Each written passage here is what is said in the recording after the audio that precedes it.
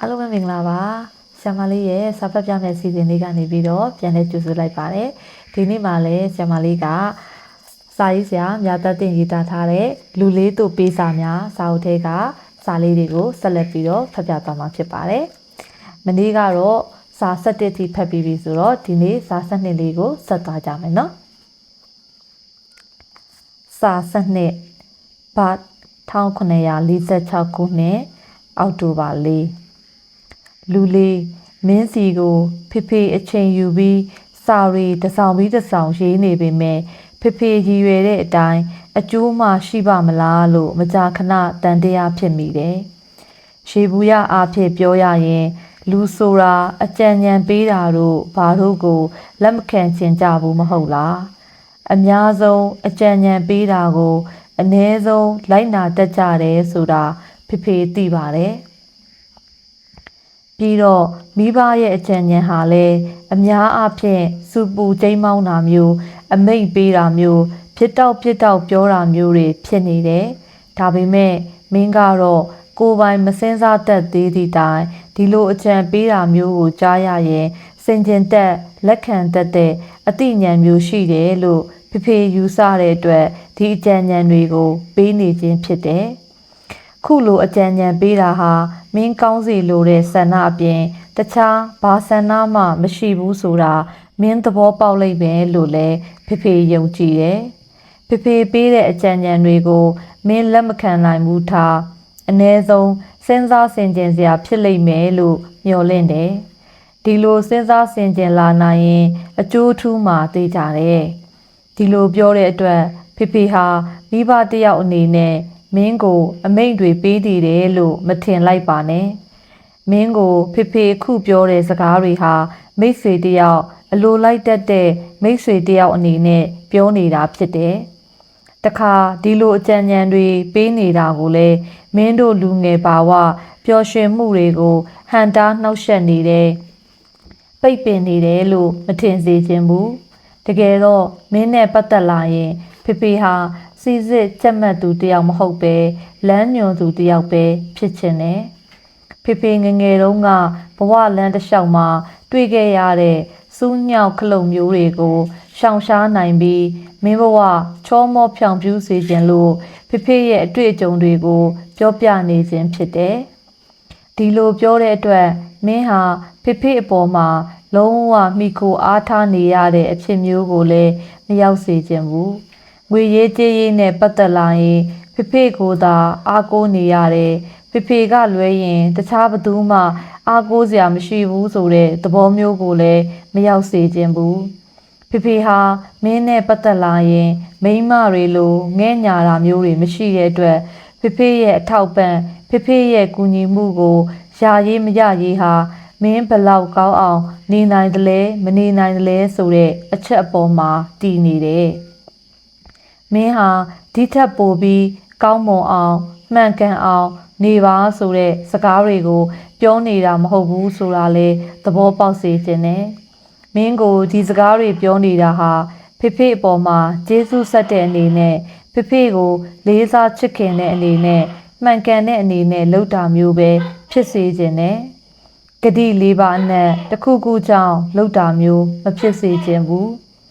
ပညာကိုလေ့လာလိုက်စားရမှာအာယုံစိုက်ဖို့လက်တွေ့ကျင့်ကြံဖို့မင်းကိုဖေဖေမကြာခဏပြောခဲ့ဘူးတယ်ဒါတွေကိုတာဝန်ဝတ္တရားတရက်အနေနဲ့လိုက်နာရမယ်လို့ဖေဖေမပြောခဲ့ဘူးဒါပေမဲ့ပျော်ရွှင်မှုကိုလိုချင်ရင်ဒါတွေဟာအထောက်အကူဖြစ်ရုံမကလိုလဲလိုအပ်တယ်ဆိုတာကိုတော့ဖေဖေပြောခဲ့တယ်မိမိရဲ့ရွယ်တူတန်းတူတွေမိမိရဲ့အပေါင်းအသင်းတွေကြားထဲမှာတော်တယ်လို့ချီးမွမ်းခံရတာမျိုးထက်ကောင်းတဲ့ပျော်ရွှင်မှုမျိုးရဲ့လို့လောကမှာရှိနိုင်သေးလို့လားသူများထက်အောက်ကျနောက်ကျဖြစ်ရတာထက်ကြောက်စရာကောင်းတဲ့အဖြစ်မျိုးလဲလောကမှာရှိနိုင်သေးလို့လားတကယ်လို့သာသူများထက်အောက်ကျနောက်ကျဖြစ်ခဲ့ရင်မင်းဟာတခြားသူတွေထက်တောင်အဆများစွာရှက်စရာကောင်းနေလိမ့်မယ်ဘာဖြစ်လို့လဲဆိုတော့မင်းပညာရေးနဲ့ပတ်သက်လို့ဖေဖေဘလောက်ကြည့်ဆိုင်တယ်မင်းရည်တွေနဲ့စာရင်မင်းမှာအခွင့်အရေးတွေဘလောက်ရခဲ့တယ်ဆိုတာကိုအားလုံးသိနေကြတယ်မဟုတ်လားဖ ဖေဖေဒီစကားတွေကိုပြောနေရတာဟာသူများထက်သားယုံသူများထက်စူးစမ်းယုံလောက်အတွက်ပြောနေတာမဟုတ်ဘူးအမှန်ကတော့သူများထက်နီးမှန်လမ်းမှန်တာတယ်ဆိုတာဟာပျော်စရာကောင်းပြီးဂုဏ်ယူထိုက်တဲ့ကိစ္စပါပဲဖေဖေပြောနေတာဟာသူများထက်တာတာမတာတာအပထားတော်ကိုတော်စေခြင်းလုံးလို့ပြောနေတာဖေဖေဖို့တော့ကိစ္စတစ်ခုကိုမပြည့်မစုံတပိုင်းတစသိတာထက်လုံးလုံးမသိတာကပိုတောင်ကောင်းတယ်လို့ထင်တယ်အရာကိစ္စတစ်ခုအကြောင်းကိုမတောက်တစ်ခေါက်သိတာမျိုးဟာကျေနပ်စရာလည်းမကောင်းဘူးဂုဏ်လည်းမတက်ဘူးအရှက်ရစရာလူအထင်သေးစရာတောင်ကောင်းသေးတယ်ကြပြစာဆိုကြီးပုတ်ကပညာတုတတပိုင်းတစလင်အကျိုးမများအနည်းများဤလို့ရေးခဲ့ဘူးတဲ့ဒီစကားဟာတွေးထွက်အောင်မှန်တဲ့စကားလို့ဖေဖေထင်တယ်ဘာတစ်ခုကိုမှမမေရရမသိပဲဟိုဆက်ဆက်ဒီဆက်ဆက်သိတာမျိုးဟာလူကြွားလူဝါတွေရဲ့စရိုက်ပဲဖေဖေဟာငငယ်တုန်းကပညာဗဟုသုတရဲ့အရာတာကိုမသိခဲ့ရင်မစုဆောင်ခဲ့မိရင်ခုလောက်ဆိုရင်တော်တော်စိတ်ဆင်းရဲရတဲ့လူတစ်ယောက်ဖြစ်နေမှာပဲလို့မကြာခဏစဉ်းစားမိတယ်ပညာဗဟုသုတမရှိခဲ့ရင်ဒီရွယ်ကြားမှာဖေဖေဘာတက်နိုင်တော့မှလဲအခြားသောပညာမဲ့သူများလိုညနေမှာတောက်စားမှုရစ်ပြီးကျမ်းမာရေးနဲ့ကိုယ်စွမ်းအားကိုဖျက်ဆီးတဲ့လူတစ်ယောက်ဖြစ်နေတော့မှာပဲဒါမှမဟုတ်ရင်လဲမိန်းမရှုပ်ပွေပြီးလေလွင့်ပျက်စီးနေတော့မှာပဲအဲ့ဒီလိုဆိုရင်ဖေဖေဟာအဲ့ဒီမိန်းမတွေရဲ့လောင်ပြောင်အထင်သေးတာကိုခံနေရတော့မှာပဲဒါမှမဟုတ်သေးရင်လဲနေ့စဉ်နေ့တိုင်းဖက်နှက်ကြိုးတက်ရတာခြေအိတ်ဆွရတာနဲ့အချိန်ကုန်နေတာကိုညှင်းငွေပြီးတခါကလူတစ်ယောက်ဖြစ်ဘူးသလိုကိုကျိုးဆွဲချတည်သွားမိမှာပဲစာအုပ်တွေဖေဖေစာအုပ်တွေကြောင့်သာဖေဖေဟာဒီအခြေအနေကိုရောက်နေခြင်းဖြစ်တယ်ပညာနဲ့ပတ်သက်လို့ပညာရှိစီဇာရိုပြောတဲ့စကားတွေဟာတဲမှန်ပါကလားဆိုတာဖေဖေဒေ့တိုင်းတွေ့နေရတယ်စီဇာရိုကပညာကိုရှာမိရ၏ဥစ္စာကိုတိုမိရ၏စကားကိုခြွေတာရ၏အကြံဉာဏ်ကိုဖြန့်ဖြူးရ၏လို့ဆိုခဲ့ဘူးတဲ့စကားကိုခြွေတာရ၏လို့ဆိုလိုက်တဲ့အတွက်အသက်ကြီးတဲ့သူများမှာစကားပြောဆိုမရှိရဘူးစကားပြောရတာဟာအချီးနှီးသောအရာဖြစ်တယ်လို့ပြောတာမဟုတ်ဘူးဘယ်အသက်ဘယ်အရွယ်မှာဖြစ်ဖြစ်မိတ်ဆွေများနဲ့စကားဆပြီးပြောဆိုခြင်းဟာအလွန်ကောင်းတဲ့ပျော်ရွှင်မှုတစ်ခုဖြစ်တယ်ဒါပေမဲ့ပညာမဲ့သူတို့ရဲ့စကားဆပြီးပြောဆိုမှုကတော့စကားလို့မခေါ်သင့်ဘူးသူတို့မှာစကားပြောလို့လဲပျော်ရွှင်မှုကိုမရနိုင်ဘူးသူတို့မှာပြောစရာစကားမရှိတဲ့အတွက်စကားဝိုင်းတစ်ဝိုင်းလဲဖွဲ့နိုင်တဲ့အရေးချင်းမရှိဘူးဒါကြောင့်မို့မင်းဟာအချိန်ရှိတုန်းမှာပညာဗဟုသုတကိုအတက်နိုင်ဆုံးရှာဖွေစုဆောင်းပါလို့ဖေဖေအလေးအနက်တိုက်တွန်းခြင်းနဲ့ငငယ်ရွယ်ရွယ်ပေါ့ပေါ့လွင်လွင်နေတုန်းမှာတော့အဲ့ဒီစုဆောင်းထားတဲ့ပညာဗဟုသုတတွေကိုသုံးဖို့အခွင့်အရေးကြုံကျင်မှကြုံလိမ့်မယ်ဒါပေမဲ့တနေ့နေ့မှာတော့အဲ့ဒီပညာကိုသုံးဖို့အချိန်တစ်ချိန်ရောက်လာမှာပါအများပြည်သူသုံးတဲ့ခြေချတိုက်တာများတာဟာနှစ်ပေါင်းများစွာတူမီဆူတောင်းလာခဲ့ကြရတာဖြစ်တယ်ရှေ့နှစ်ဒုတိယနှစ်တတိယနှစ်မှာစံရည်စပါးရှားပါလိမ့်မယ်ဆိုတာသိလို့မဟုတ်ဘူးဒါပေမဲ့တနေ့နေ့တစ်ချိန်ချိန်မှာစံရည်စပါးရှားတဲ့အချိန်ရှိလာလိမ့်မယ်အဲ့ဒီလိုရှိလာရင်စံရည်စပါးတွေလိုလာလိမ့်မယ်ဆိုတာသိလို့ဒီလိုတူမီစုဆောင်းထားခဲ့ကြခြင်းဖြစ်တယ်ဒီအကြောင်းကတော့ဒီညလောက်ပဲဖေဖေရေးလိုက်တယ်မင်းကိုဒီလိုစုဆောင်းတူမီနိုင်ဖို့မင်းအနားမှာမင်းဆရာမစ္စတာဟာဒီရှိနေပြီပဲတခုတော့ပြောလိုက်ရအောင်မယ်ပညာဗဟုသုတကိုရှာမိဖို့ဖေဖေပြောတဲ့နေရာမှာစာအုပ်ထဲကပညာကိုသာရှာဖို့အဲ့ဒီပညာသာလင်အသုံးကျတယ်ရှင်လန်းပွဲကောင်းတယ်လို့ပြောတာမဟုတ်ဘူးလောကကြီးတွေကလည်းသင်ယူလေးလာရမယ်လို့ပြောတာလောကကြီးတွေကကြတဲ့ဗဟုသုတဟာစာအုပ်တွေထဲကရတဲ့ပညာဗဟုသုတတွေထက်တောင်လိုအပ်သေးတယ် အမှန်ပြောရရင်တော့လောကကြီးထဲကရတဲ့ပညာနဲ့စာအုပ်ထဲကရတဲ့ပညာဟာတစ်ခုကိုတစ်ခုအပြန်အလှန်ကူညီထောက်ပံ့နေကြတယ်ဒီနှစ်ခုစလုံးကိုမပြည့်စုံရင်တစ်ခုကိုလည်းပြည့်စုံမှာမဟုတ်ဘူးလောကကြီးရဲ့ပညာဗဟုသုတကိုလောကကြီးထဲကပဲရနိုင်တယ်အခန်းကလေးထဲကမရနိုင်ဘူးအရာရာကိုစာအုပ်တွေကကြီးသင်ကြားမပေးနိုင်ဘူးစာအုပ်တွေကကိုယ်တတိမပြုတ်မိတဲ့အရာတွေကိုတတိမူမိလာအောင်တော့လုပ်ပေးနိုင်တယ်အရေးကြီးတာကတော့လောကကြီးထဲကအချင်းအရာတွေကိုကိုယ်တိုင်တတိထားမိအောင်သိအောင်လုပ်ဖို့လိုတယ်စာအုပ်တွေထဲကအကြောင်းတွေကိုသိဖို့ထက်လောကကြီးအကြောင်းကိုသိဖို့ကပိုခက်တယ်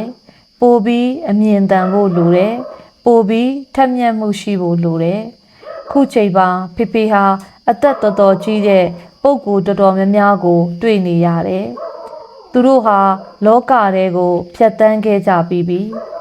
ဒါပေမဲ့ငငယ်ကပေါ့ပေါ့ရွရွနေခဲ့ကြတဲ့အတွက်ခုဆိုရင်လောကကြီးအကြောင်းကိုသိရမှာ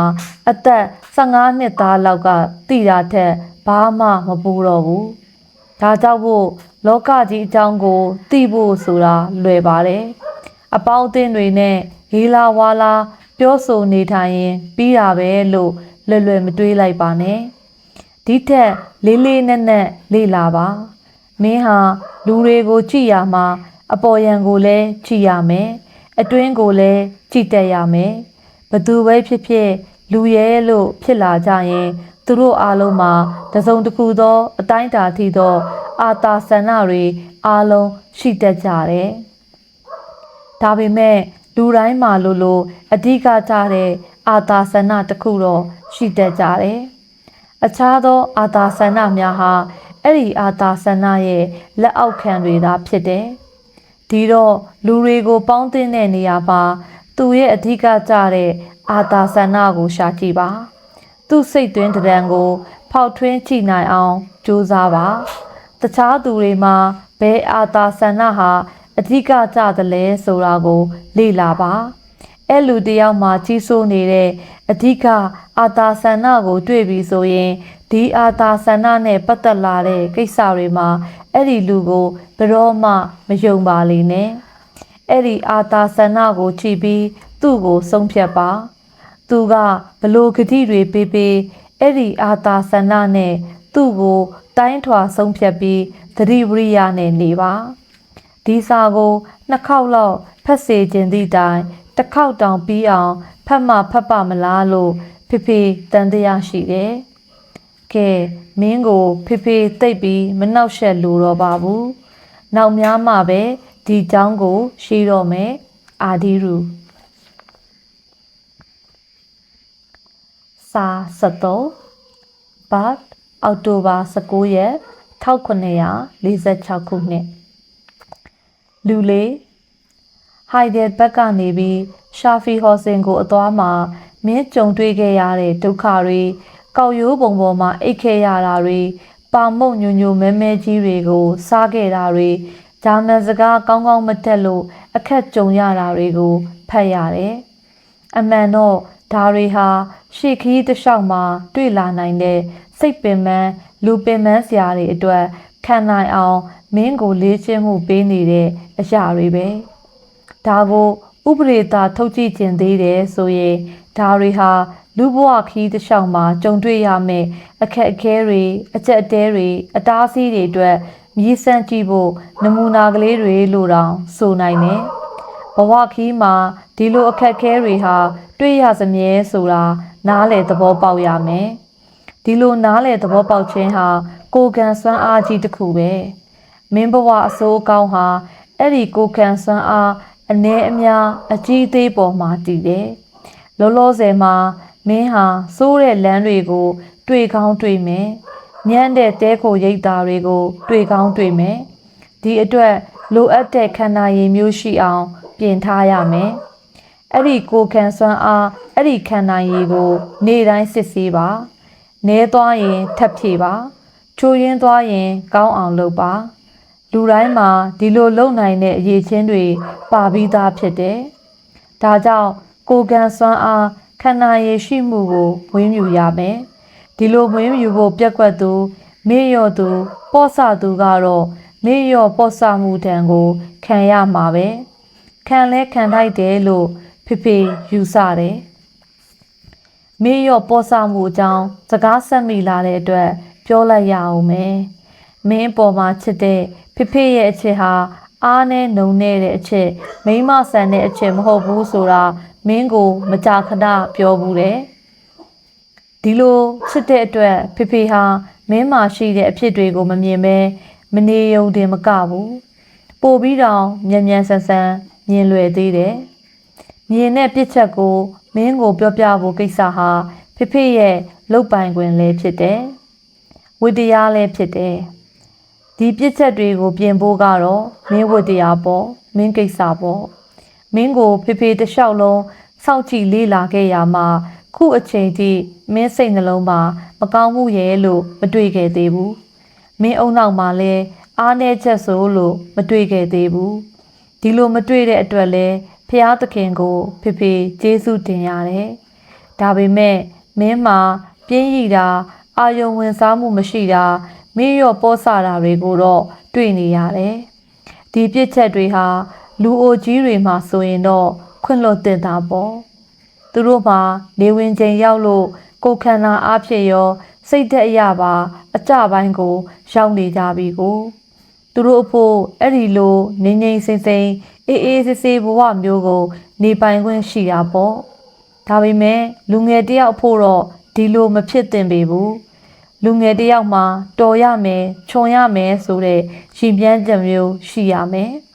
ဒီလိုတော်အောင်ခြုံအောင်စူးစမ်းရမှာဖြက်လက်ရမယ်တက်ကြွရမယ်ဇွဲရှိရမယ်မင်းမှာလူငယ်တွေမှာရှိအပ်တဲ့တော်အောင်ခြုံအောင်တစ်ဖက်သားကျင့်တဲ့အောင်လှုပ်ချင်စိတ်နှဲပါနေတယ်လို့ဖေဖေထင်တယ်အောင်မြင်ကြီးပွားလိုတဲ့ဆန္ဒလည်းမရှိအောင်မြင်ကြီးပွားအောင်လဲစူးစမ်းအားထုတ်ခြင်းမပြုဘဲရေးသားကိုလိုက်နေမယ်ဆိုရင်အောင်မြင်ကြီးပွားမှုကိုဘယ်တော့မှရနိုင်မှာမဟုတ်ဘူးဒီတိုင်းပဲလူအများကျင့်တဲ့အောင်လုပ်ဖို့ကိစ္စမှာလဲလှုပ်ချင်စိတ်မရှိလှုပ်ဖို့လဲမစူးစမ်းဘူးဆိုရင်မင်းဟာဘယ်တော့မှအများချစ်ခင်ခြင်းကိုခံရမှာမဟုတ်ဘူးစူးစမ်းလေအောင်မြင်ရ၏ဆိုတဲ့စကားဟာကြပြလင်္ကာကိစ္စကလွဲရင်နေရာတကာမှာမှန်တယ်လို့ဖေဖေထင်တယ်။တာမန်အသိဉာဏ်ရှိသူတယောက်ဟာတင့်လျော်တဲ့ပြုစုပြောထောင်မှုဂရုစိုက်မှုအာယုံဝင်စားမှုနဲ့စူးစမ်းအားထုတ်မှုရှိခဲ့ရင်ကြပြဆရာကောင်းတယောက်ကလွဲလို့ကျန်တာအားလုံးဖြစ်နိုင်တယ်လို့ဖေဖေထင်တယ်။မင်းသွားရမယ့်ခရီးပန်းတိုင်းဟာအပြောကျယ်ပြီးရှုပ်ထွေးတဲ့ကမ္ဘာလောကကြီးဖြစ်တယ်။မင်းရဲ့လောလောဆယ်ရည်မှန်းချက်ကတော့ဥရောပတိုက်တဝမ်းမှာဖြစ်ပေါ်နေတဲ့အရေးကိစ္စတွေပြဿနာတွေဥရောပတိုက်ရဲ့သမိုင်းတွေဖွဲ့စည်းအုပ်ချုပ်ပုံတွေဓလေ့ထုံးစံတွေနဲ့နေထိုင်ပြုမှုပုံကိုလေ့လာဖို့ဖြစ်တယ်။ဒီလိုကိစ္စတွေပါတော့တမန်စဉ်းစားစရာရှိတဲ့လူတစ်ယောက်တမန်စူးစမ်းလက်ယုံနဲ့ကိုချွန်နိုင်ပါတယ်။ရှေးခေတ်သမိုင်းနဲ့ခေတ်သစ်သမိုင်းဆိုတာအာယုံစိုက်လိုက်ရင်အလွယ်တကူနားလေတဲ့ပထဝီနဲ့တက္ကရစ်ပေဓာတို့ဟာလည်းဒီတိုင်းပါပဲအလွန်ထူးခြားတဲ့ပါရမီဉာဏ်အလွန်ထူးခြားတဲ့ထိုးရင်းဉာဏ်ရှိဖို့မလိုပါဘူးကြည်လင်ပြတ်သားစွာမှန်ကန်စွာလွယ်ကူချောမောစွာလှပပြေပြည့်စွာစကားပြောတတ်ဖို့စာရေးတတ်ဖို့ဆိုတဲ့ကိစ္စတွေဟာလည်းသင်ယူလို့ရနိုင်တဲ့အရာတွေပါပဲအတော်ဆုံးအကောင်းဆုံးသောစာရေးဆရာတွေရဲ့စာတွေကိုဂရုတစိုက်ဖတ်ရင်သက်ရှိထင်ရှားရှိနေတဲ့အကောင်းဆုံးသောနမူနာများကိုအာယုံစိုက်ပြီးလေ့လာရင်ဖြစ်နိုင်ပါတယ်။ဒီရည်ချင်းတွေဟာမင်းတို့ကျောင်းမှာအထူးလိုအပ်တယ်။ဒီရည်ချင်းတွေမင်းမှာရှိပြီးသားလို့လဲဖေဖေယူဆတယ်။မင်းမှာရှိပြီးသားမဟုတ်ရင်တော့ဖေဖေစိတ်ဆိုးရလိမ့်မယ်ဆိုတာပွင့်ပွင့်လင်းလင်းပဲပြောချင်တယ်။မင်းလက်ထဲမှာဓာတွေကိုသိပြီးသားဖြစ်အောင်လုံနိုင်တဲ့နီလန်းတွေရှိထားလေတော့ဒီလိုသိအောင်မလုပ်ခဲ့ရင်မင်းအပြစ်ပဲလို့ပြောရတော့မှာပဲဒီလိုရည်ချင်းတွေရှိအောင်လုပ်ဖို့အတွက်ဂရုစိုက်ဖို့နဲ့လက်တွေ့လုပ်ဖို့ပဲလိုတယ်ဒီရည်ချင်းတွေလောက်မှမရှိခဲ့ရင်တော့မင်းဟာဘရော့မှလူရဝင်နိုင်မှာမဟုတ်ဘူးလူပုံအလယ်မှာလဲ ဘရောမှပွဲလေတင်နိုင်မှာမဟုတ်ဘူးဒီအရာတွေဟာသေးငယ်တဲ့အောင်မြင်မှုကလေးတွေကိုရဖို့လိုအပ်တယ်လူပုံအလဲမှာကျင့်တဲ့အောင်နှစ်လိုဝယ်ဖြစ်အောင်လုပ်ဖို့အတွက်သေးငယ်တဲ့အောင်မြင်မှုကလေးတွေဟာလည်းလိုအပ်တာပဲအမှန်ပြောရမယ်ဆိုရင်တော့လှုပ်တဲ့လှုပ်ထိုက်တာမှန်သမျှကိုကောင်းစွာလှုပ်တဲ့နဲ့ဘယ်အရာကိုပဲလှုပ်လို့ဂရုတစိုက်လှုပ်ဖို့လိုတယ်ဒါကြောင့်မို့ဖေအနေနဲ့ပြောရရင်ဘလောက်ပဲသေးငယ်တဲ့အလုပ်ကလေးတွေကိုလှုပ်တည်ဖြစ်စေဂရုတစိုက်နဲ့လှုပ်တာကြီးပဲကုံပြောရရင်ကဝဲသွားတာနဲ့အဝတ်အစားဝတ်တာကအစဂရုစိုက်တယ်ဖေတို့ထုံနှက်အစဉ်လာအရကဝဲကိုသွားတာဟာလေလူငယ်တယောက်အတွက်တစ်ခါတည်းရန်မှာလိုအပ်တယ်ဒါကြောင့်အကတင်နေဆိုရင်လေကောင်းကောင်းတက်အောင်တင်ပါကရာဟာရေစရာကောင်းသည့်တိုင်ရေစရာကောင်းအောင်မတင်ပါလိမ့်နဲ့အဝတ်စားဝတ်တဲ့ကိစ္စဟာလည်းဒီအတိုင်းပဲအဝတ်စားကိုတော့ဝတ်ရမယ်မဟုတ်လားဒီတော့အဝတ်စားဝတ်တဲ့ကိစ္စကိုလည်းခယူဆိုင်ပါအဝတ်စားဝတ်ရမှာတူပြိုင်ဖို့အတွက်မဝတ်ပါနဲ့ကြွားဝါဖို့အတွက်မဝတ်ပါနဲ့သူများထက်ထူးခြားအောင်ဆိုပြီးမဝတ်ပါနဲ့လောက်ပြောင်ရင်မောခံရအောင်မဝတ်ပါနဲ့မင်းရောက်နေတဲ့နေရာမှာမင်းနဲ့ရွယ်သူလူငယ်တွေဝတ်သလိုစဉ်းစားဉာဏ်ရှိတဲ့လူတွေဝတ်သလိုဝတ်စင်ပါစဉ်းစားဆင်ခြင်ဉာဏ်ရှိတဲ့လူတွေဟာအဝတ်အစားကိုလူပြောသူပြောခံရအောင်ဝတ်ဆင်ခြင်းမပြုကြဘူးပေါ့ဆဆလည်းမဝတ်ကြဘူးအလွန်အကျူးဂရုထားပြီးလည်းမဝတ်ကြပါဘူးလူကြောင်ဆိုတာစိတ်သက်အင်အားနည်းတဲ့သူဒါမှမဟုတ်ဟန်များတဲ့လူကိုခေါ်တာဖြစ်တယ်ဒီလိုလူမျိုးဟာအပေါင်းအသင်းတွေထဲမှာတော်တော်စိတ်ပြက်စရာကောင်းမှာပဲလို့ဖေထင်တယ်ဟုတ်လဲဟုတ်တယ်ဒီလိုလူမျိုးဟာတမန်ရင်ကျေးတိမ်မွေးမှုဆိုတာကိုလည်းနားမလည်ဘူးဒီနေ့ခေတ်လူတွေအကြောင်းကိုလည်းကောင်းကောင်းမသိတော့ပဲရှေ့ခေတ်အကြောင်းလောက်ကိုပဲသိတော့တယ်အပေါင်းအသင်းတွေကြားထဲရောက်ရင်လဲစကားဝိုင်းမှာမဝင်ဆန့်တော့ဘူးတခါမှသာအိမ်မက်ကလန်နိုးလာသူလိုတခွန်းတလေဝင်ပြောတတ်ပြီးပြောရင်လဲမစီမဆိုင်အဆက်မရှိသူစိတ်ကူးပေါ်ရာတွေကိုပြောတတ်တယ်ဒီလိုလက္ခဏာချက်မျိုးဟာအရာဝတ္ထုတစ်ခုအကြောင်းထက်ပိုမစင်းစားနိုင်တဲ့စိတ်အားတတိနေပါမှုရဲ့လက္ခဏာချက်တစ်ခုဖြစ်တယ်ပြီးတော့လဲဟန်များတဲ့အတွက်သူ့ပုံပန်းတံကအလွန်ကိုစိတ်ဝင်စားနေတဲ့ပုံဒါမှမဟုတ်ရင်လဲသိပြီးကြီးကျယ်လေးနဲ့တဲ့ပြဿနာကြီးတွေကိုစဉ်းစားနေတဲ့ပုံမျိုးဖြစ်နေတတ်တယ်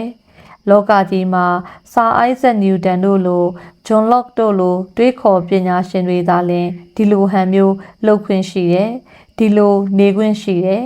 သူတို့လိုပုံကိုယ်တွေကတော့သူတို့စဉ်းစားတွေးခေါ်နေတဲ့အကြောင်းအရာကိုကဒီလိုနေဖို့လိုအပ်တဲ့အကြောင်းအရာတွေဖြစ်နေတာကိုဒါပေမဲ့ဒီလိုအကြောင်းအရာမျိုးကိုစဉ်းစားနေတယ်လို့ပြောစရာမရှိတဲ့လူငယ်တယောက်လောကကြီးထဲမှာလှုပ်ရှားသွားလာနေရတဲ့လူတယောက်ကိုအတိုင်းဝိုင်းအလယ်မှာအထီးသီးနေခွင့်ရှိတယ်လို့ပြောလာရင်ဒီလိုနေခွင့်ကိုလည်းလက်တွေ့ကျင့်သုံးလာတယ်ဆိုရင်တော့မတန်မရာတောင်းဆိုလာတဲ့အခွင့်အရေးဖြစ်တဲ့အတွက်ဒီလူဟာအတိုင်းဝိုင်းကတခါတည်းပယ်ပြစ်လိုက်ပြီးတစ်သက်လုံးအထီးသီးဖြစ်သွားရတော့မှသိကြတယ်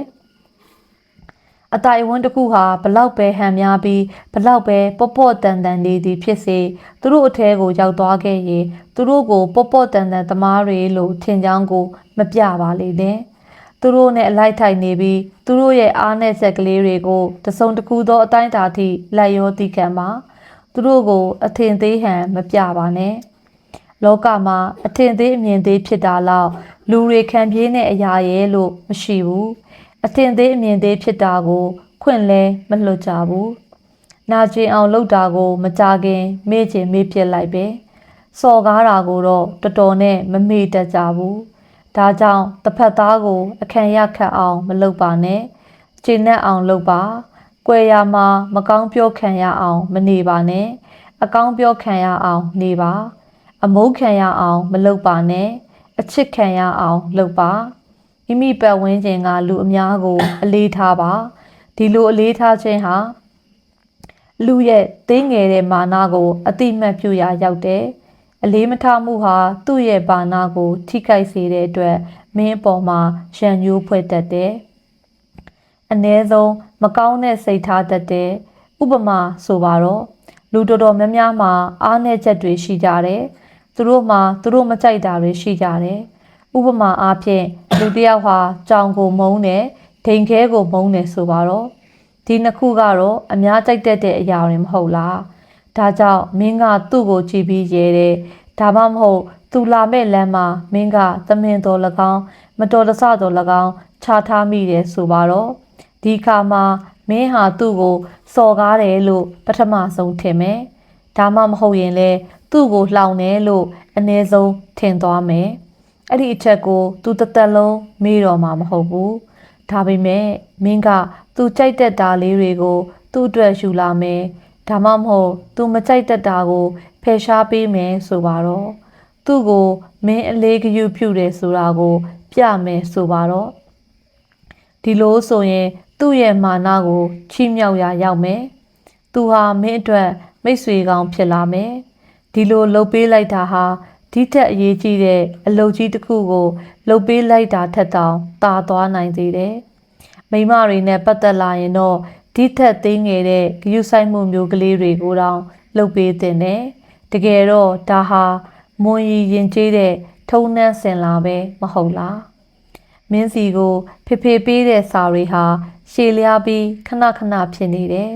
ဒီစာတွေဟာဖေဖေမှန်းထားတဲ့ရီမန်းချက်အောင်မြင်အောင်လုပ်ပေးနိုင်ပါမလားဆိုတာကိုတော့ဖေဖေခုထိတန်တရားရှိနေတော့ပဲဒီစာတွေကိုရေးရင်းဟိုတုန်းကဖေဖေကစားခဲ့ပြီးမကြခင်တုန်းကမင်းကစားခဲ့တဲ့စက်ကူစုံတွေကိုသွားပြီးအမှတ်ရမိသေးတယ်ဖေဖေဟာဖေဖေရဲ့စုံတွေကိုစာပို့သမားဆိုတဲ့ကျိုးနဲ့တော့လွတ်တင်လိုက်တာပဲတချို့စုံတွေကလေတိုက်ရာကိုလွင့်ပါသွားကြတယ်တချို့စုံတွေကတော့ကျိုးမပြတ်သေးပဲတန်းလန်းပဲရှိပါသေးတယ်ဖေဖေအနေနဲ့အချို့သောစုံများဟာကျိုးမပြတ်လေမလွင့်ပဲမင်းစီကိုအကောင်းပကတိရောက်တယ်ဆိုရင်ပဲဖေဖေခြေနှက်ပါပြီအာဒီရူဒီဒီလေးမှာတော့ဆရာမလေးကစာလေးနှစ်ဖိုက်ကိုဖတ်ပြသွားတာဖြစ်ပါတယ်နောက်ရက်လေးတွေမှာလည်း